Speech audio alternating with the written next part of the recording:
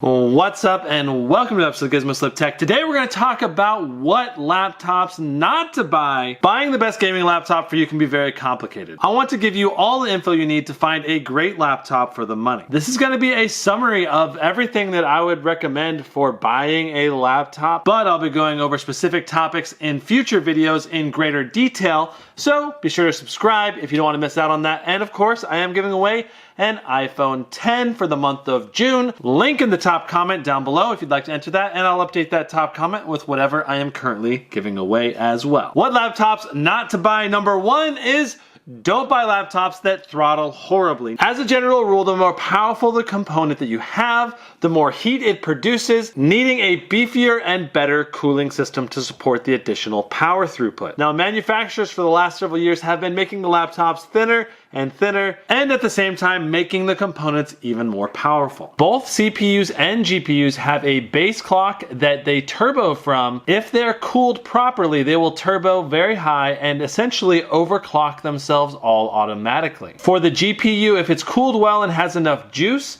it should overclock and maintain those clocks very steadily. Most laptop CPUs, on the other hand, will boost for a period of time, surpassing their power watt rating. To give you an idea of how throttling affects performance with the same processor and different laptops, here is some benchmarks for the i7-8750H. You can see with the Aero 15X, we have the highest performance with 1140, and then the yellow bar represents its throttled performance, and that's what you can expect from continuous runs of Cinebench R15 in a loop. The GS65, on the other hand, on consecutive runs, the performance drops drastically down to 930, which is about a 20% performance decrease with the same processor. So what is best? What does the absolute perfect performance laptop look like? Well, traditional laptop processors are limited by the amount of power that can flow through them. But if you want to have max potential performance, you need a desktop CPU processor or get the i9-8950HK, which is able to boost past its power limit permanently. Now, for all the rest of the laptops out there, including the thin and light ones, the goal is to have as much possible performance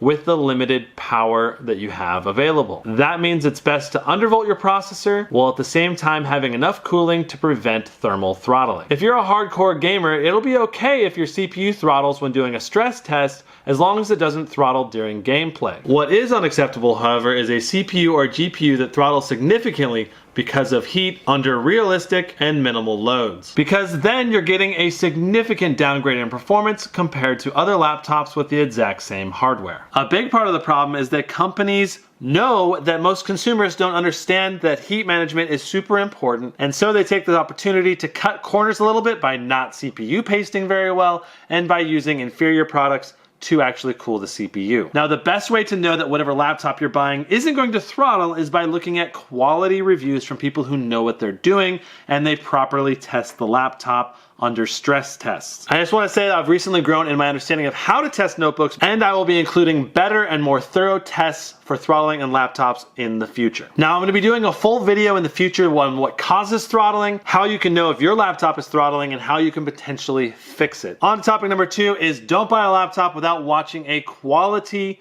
review from someone that you can trust. The big problem here is that many reviewers are caught up singing the praises of the laptops so that the manufacturers will keep sending them products for free to review. And I'm not saying that all reviewers are like that, I'm just saying that there are some out there. So you want to make sure they're in it to actually help people make a good financial decision and buy a great product. And I just want to let you know, I'm super passionate about helping you guys get the very best bang for your buck. I don't want to just throw out content, mislead people, and have them buy the wrong products. That's something that's very important to me. I really value your guys' trust, and I will always try to put you guys first as best I can. What do I do when I'm potentially looking at buying a laptop? The number one place that I look for reviews is notebookcheck.net. They do thorough testing for throttling. They test the display. It's an extremely thorough examination of the laptop. But what happens when you can't find a quality review of a laptop? Well, I'd suggest just going to Google and reading as many different reviews as you can, as well as try to get honest feedback from users who own the laptop. Now, there's a forum over at notebookreview.com that I've been a member on for just years. I think about 10 years I've been a member. You can go onto the forum and you can ask people who actually own the laptop,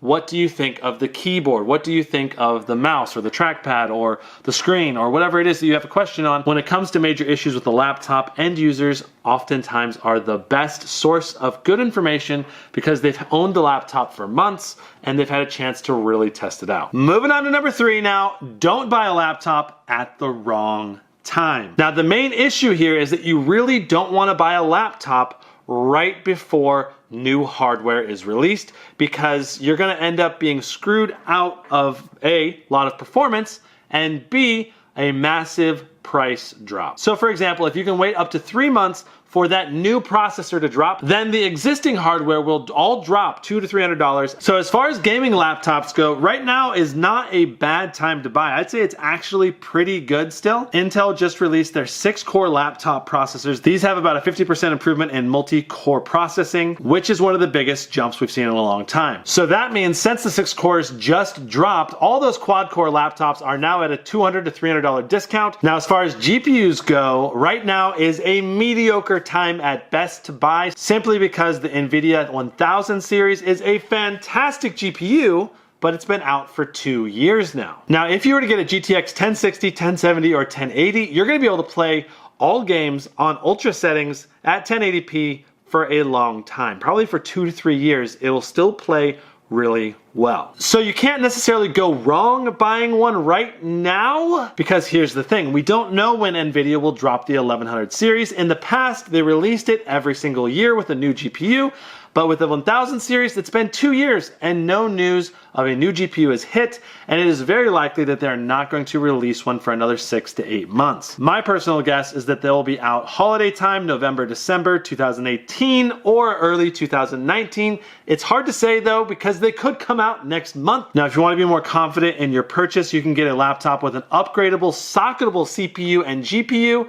Now, you're not guaranteed to be able to upgrade them in the future, because every few generations they update the socket and those new GPUs are no longer compatible with the older sockets. Now, the downside to these laptops with upgradable GPUs and CPUs is that they're usually considerably thicker, and because they have high-end internals, they're oftentimes very pricey. But the great thing about these laptops is that they spread the price out over several more years, because you can upgrade them down the line. Some good examples of machines with upgradable GPUs and CPUs would be the MSI GT75 and the Clevo P750, which I actually recently ordered. I believe that will be my new laptop going forward, but I've also got an Aorus X9 coming in, and I'll be reviewing that and deciding between which laptop I'm ultimately going to keep. Now, I'll have links down below to the Clevo and GT75 if you want to check them out. This next one is a little bit obvious, but don't buy a laptop that has too little battery life. When I was in college, I bought a laptop that I was going to take to class, and I had like long days where I needed to keep the laptop going for extended periods through multiple classes, and it turns out the laptop I bought had terrible battery life. So what I recommend is calculate up what you're gonna need for an average day of battery life, and then add 1 to 2 extra hours onto that as a cushion for when the battery gets used and its overall capacity is reduced. Now, the big thing with gaming laptops and battery life is that you really wanna have NVIDIA Optimus, where you switch from the NVIDIA graphics card to the integrated graphics card that's included in the Intel card. That reduces the power draw and gives you far better battery life. If a laptop has G-Sync, it cannot have NVIDIA Optimus, so that's something to keep in mind. Now, this one's also fairly obvious, but don't get a laptop that weighs too much. Now, me personally, I have actually purchased a 12.5-pound Clevo laptop several years ago, and it was a freaking monster dual graphics cards, desktop CPU, 4 hard drive slots, a DVD drive too. That thing became just too much of an insane burden to carry around. I thought I could handle it. I have since learned that around the 8-pound mark is where I am capped out. And you also got to keep in mind the weight of the power adapter, because a laptop that takes a lot of juice will have a 3-pound power adapter. Now, the main factor in laptop weight is the amount of performance you get from it, because the thicker it needs to be to let more air flow through, and the more powerful the components, the bigger the heat sinks, and the bigger the fans required to keep it cool. Now, some laptops can be rather powerful even though they're thin and light, especially with the recent Max-Q GPUs and the new, more optimized Intel CPU chips. But the issue here is that with the Max-Q CPUs and the new Intel chips, if you're getting it in a thin and light, those things will almost for sure be throttled to some extent. You might get 70 to 80% of the performance as a laptop that is thicker and has more airflow, better cooling, but you're getting the benefit that your 80% performance is in a very minimal, very tiny body. And I'm not saying that that's a huge drawback. A 1070 Max-Q can still play games extremely well, but if you were to get a regular 1070, you can get 30% more performance out of the box. A lot of manufacturers try to hide the fact that it's a Max-Q GPU in there, which I think is a little devious. And that brings us back to reading quality reviews, because they will explore that and make sure that whatever GPU is included is either the full size or the Max-Q version. Is it really worth shaving off that extra quarter inch for 30% less performance? For me, the answer is no. But maybe for you, the answer is yes. That's just a matter of what you value in your laptop, and you just need to know that performance difference versus size going into that decision. Now, the other thing to keep in mind with these extra thin and light laptops that still manage to pack a lot of performance is that you're going to be paying for the additional engineering to pack it into that extra quarter inch thinner body. Take, for example, the GS65 Stealth. You compare the internal specs in that laptop with another laptop that is thicker, you're going to be able to get more performance for less money if you go with a thicker laptop. Now, as far as the specific hardware that you should get for gaming, a 1050 and a 1050i can play a lot of games at 1080p resolution, but many of the modern titles require you dropping settings down to medium or low in order to have excellent frame rates. Now take that 2 or 3 years down the line and you're going to be dropping settings to low, and you're going to have to drop the resolution to beyond low, and it's just going to be annoying. So my recommendation is to get at least a GTX 1060 in your laptop. It only costs about $150 more than a 1050 Ti, and you will get a massive performance bump, allowing you to play almost all games on Ultra at 1080p. Now, I recently made a top 5 gaming laptops for $1,000 or less, and all of these laptops had GTX 1060s, so it is possible to get a laptop with a 1060 on a budget. And that brings me to the next one. Don't buy a laptop without first understanding the basic specs you should be getting for the money. So it's the middle of 2018 and you're looking for a gaming laptop. Depending on your budget, what can you actually expect performance-wise? If you've got $800 or less, you're looking at a quad core with the GTX 1050, probably 8 to 12 gigs of RAM. I think 12 is better, but 8 is most likely what you're getting. That's not going to be a deal breaker for most games, but if you're going to do video editing, you should really go for a 16 gig system. As far as storage goes, you're probably only going to get a 1 terabyte hard drive or a small SSD, and you're going to be hard pressed to find a high quality display, especially a high refresh rate one. Now, if you step up to the $800 to $1,500 price point, you should really shoot for an 8750H. This is the entry level 6-core CPU,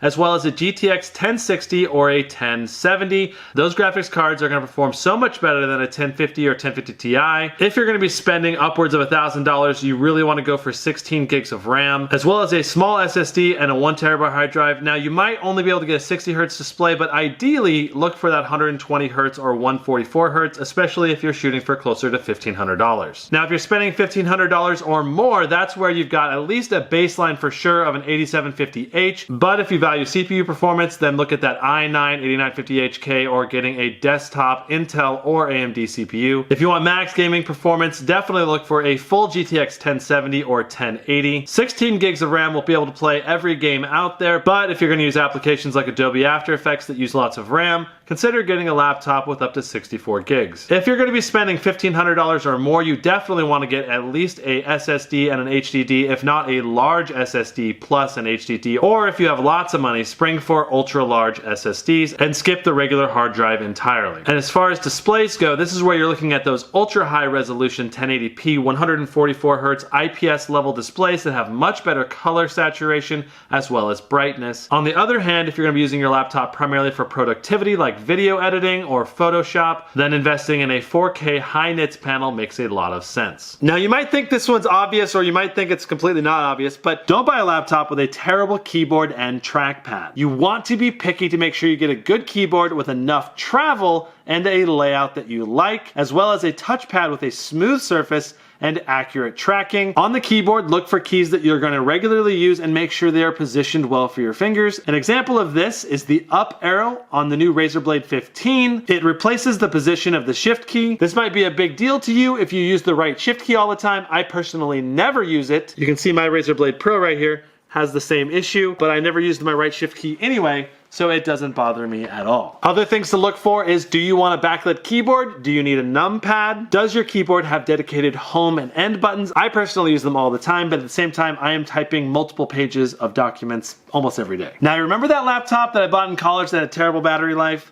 Yeah, I couldn't return that because I bought it used off of eBay. But that just educated me on how important it is to buy a laptop from some place that you can absolutely return it to for a 100% refund. Laptops are always finicky, and sometimes you just make mistakes when you buy something. So you want that flexibility to return the product without a massive penalty. Now, my personal favorites for risk-free buying is Best Buy and Amazon because they have very flexible return policies. Now, when you're buying from Amazon, you'll want to double check who you're buying it from. Most sellers on there are pretty flexible, but some of them aren't, so just double check.